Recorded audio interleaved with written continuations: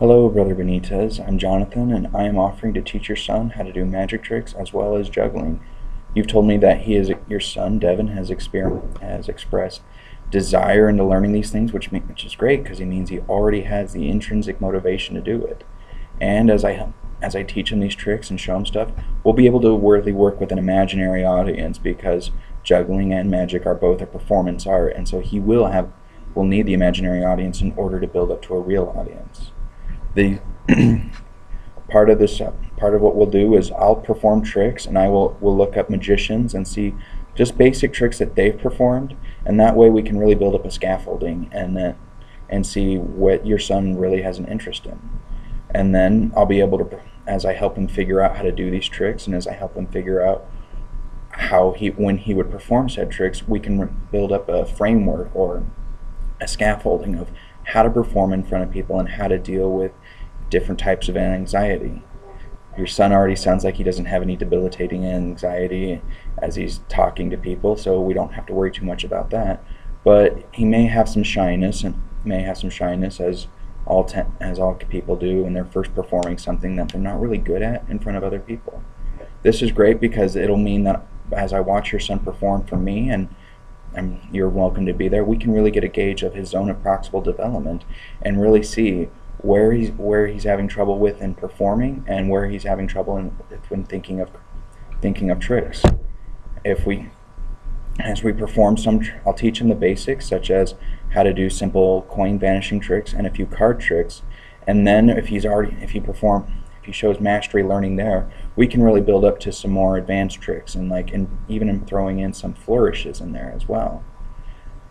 And as we talk about how would you perform these tricks and when would you do them, that's going to be really going into the formal operational of Piaget's cognitive stages. I realize that your son is 10 years old and that that last stage really starts more about 11 and 12, but we can help. But by doing something like this, we can start him thinking about abstract concepts now, and then thinking of how to do it, and then this will help make a bridge as he continues to develop. Right now he's in concrete operational, so he's going to be more focused on how do things work and why do they work, and trying to put things more into different categories.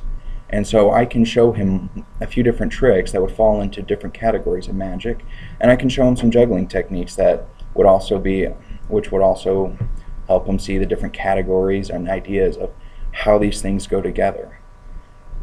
Magic and juggling are also great because this is under the psychomotor domain, which boys have a natural tendency to perform well in.